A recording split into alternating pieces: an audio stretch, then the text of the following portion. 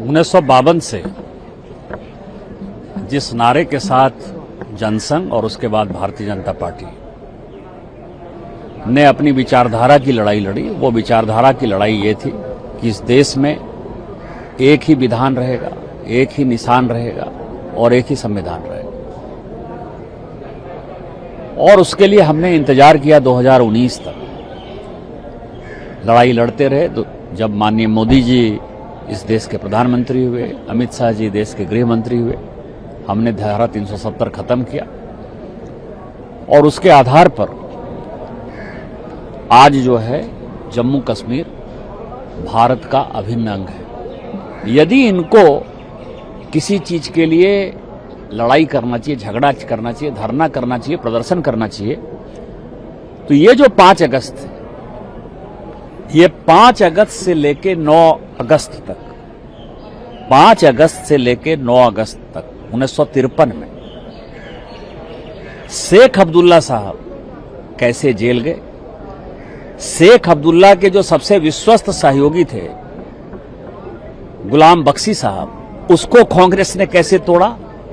और वर्षों तक जो है जम्मू कश्मीर का जो आवाम है वो कैसे शेख अब्दुल्ला साहब के साथ लड़ता रहा, उसके लिए कांग्रेस को गाली देनी चाहिए कि दो तरफा दोगली राजनीति जो कांग्रेस का पार्ट रहा है उसका क्या हिस्सा है कि एक तरफ वो शेख अब्दुल्ला साहब को चढ़ाते रहे, बढ़ाते रहे, 370 देते रहे, और दूसरी तरफ शेख अब्दुल्ला साहब जेल कैसे जाएं इसकी भूमिका बनाते रहे।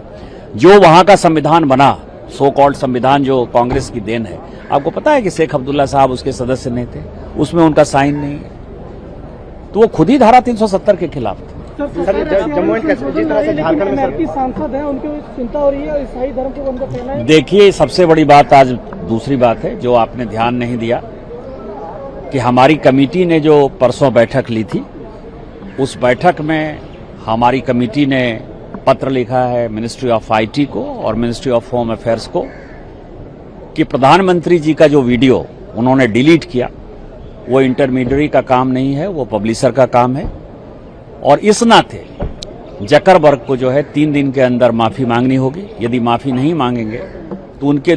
ऊपर जो जितने भी सोशल मीडिया प्लेटफॉर्म है उनको जो सेफ हार्बर दिया हुआ है हमने, जिसका कि वो गलत फायदा उठाते हैं, सेफ हार्बर खत्म कर देंगे। अब जितने गाली गलौज, मार पीट, उल्टे सीधे चीजें सोशल मीडिया प्लेटफॉर्म पर आती हैं, जिस किसी के खिलाफ आती है, वो सभी मेटा चीफ के खिलाफ जो एफआईआर करेंगे, पूरे देश भर में एफआईआर की बाढ़ आ जाएगी और उसके बाद सभी सलाखों के पीछे होगा। सर, आपके प्रदेश में जिस तरह से प्रोटेस्ट चल रहा है, जिस तरह से जेएनजी प्रोटेस्ट कर रहा है पेपर लीक को लेकर, उसको लेकर क्या कहेंगे? ये बहुत ही दुर्भाग्यपूर्ण है, और जो विद्यार्थियों की बात करने वाले लोग जो जंतर मंतर पर बैठे थे और उन विद्यार्थियों की बात करने वाले लोग जो पॉलिटिकल पार्टी प्रधानमंत्री जी का आवास घेर रहे थे, ये सवाल उनसे है कि लोग भूख हड़ताल पर हैं, लोग उपवास पर हैं, लगातार पुलिस जो है वहां बर्बरता कर रही है, और वो सभी विद्यार्थी हैं जिन्होंने एग्जाम दिया है, पिछले 7 साल से वो तबाह हैं, परेशान हैं। और ये सारे सोशल मीडिया यूट्यूबर और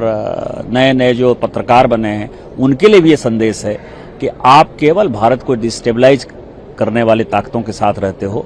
आपका विद्यार्थियों से कोई लेना देना नहीं।